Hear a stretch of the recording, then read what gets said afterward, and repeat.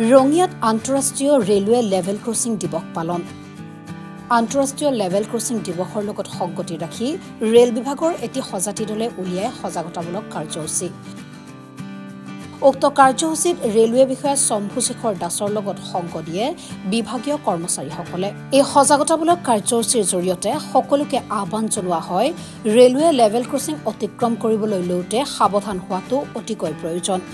Rail gate বন্ধৰ সময়ত চালকসকলে যধেমধে বাহনসমূহ নাৰাখি সুশৃংখলতা বজাই ৰাখিবলৈ আহ্বান জনায় ৰেলৱে বিষয়া শম্ভুশেখৰ দাসে। মানে international level crossing awareness day এইটো বিশ্বব্যাপী হয় আৰু ৰেলৰ কথা লেভেল ক্ৰছিংটো ৰেল আৰু ৰোডৰ মিলি হয়। ৰেল এবং ৰোডৰ যে সুৰক্ষা সেই সুৰক্ষাৰ কাৰণে আমি অল ইণ্ডিয়া লেভেলত আৰু আন্তৰ্জাতিক লেভেলত আজিৰ দিনটো 6 জুন প্ৰতি বছৰ ইণ্টাৰনেশ্যনেল লেভেল ক্ৰছিং এৱাৰনেছ ডেটো আমি পালন কৰোঁ।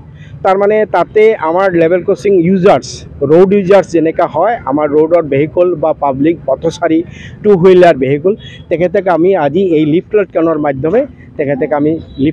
মাধ্যমে অৱগত কৰাওঁ যে সুৰক্ষা অৱগত হৈ লাহে লাহে ৰেলগেটটো পাছ কৰিব আৰু মটৰ ভেহিকল এক্ট আৰু ৰেলৱে এক্ট মানি চলিব।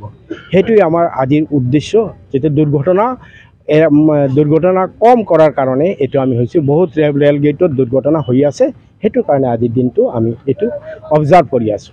মানে টাইমটো আজিকালি ডাঙৰ কথা, কিন্তু টাইমটোৰ কাৰণে যে আমি এটা ঝুঁকি লৈ যাম সেইটো অকণমান এভইড কৰিব লাগে।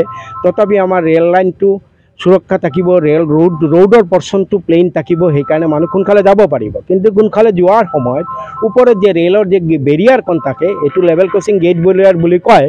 এই গেট বেৰিয়াৰটো যদি আপোনালোকে চাই যায় তেতিয়া ক'ৰবাত বা মূৰত লাগি যাব, হেডৱেত লাগি যাব, গাড়ীৰ ওপৰত লাগি যাব, সেইটো চাই যাব লাগে। আৰু একজনৰ আগত এজন অভাৰটেক কৰি যোৱাৰ সময়ত অকণমান আপোনাৰ লগৰ যিটো আৰু পথচাৰী তেখেতৰ কাৰণেও চাই যাব। খালি আপোনাৰ নিজৰ সুৰক্ষা নহয়, বেলেগৰ সুৰক্ষাটো চাই যাব লাগে।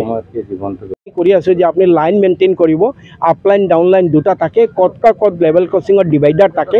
সৰু লেভেল ক্ৰছিঙৰ ডিভাইডাৰ দিবাটো মানে ৰোডৰ ক্ষেত্ৰত অসুবিধা হয়, সেইকাৰণে ডিভাইডাৰ নাথাকিলেও আপোনালোকে লাইনটো মেইনটেইন কৰি যাব, তেতিয়া জাম নহ'ব, সোনকালে আপুনি পাছ কৰিব পাৰিব। সেইটোৱে আমাৰ কথা।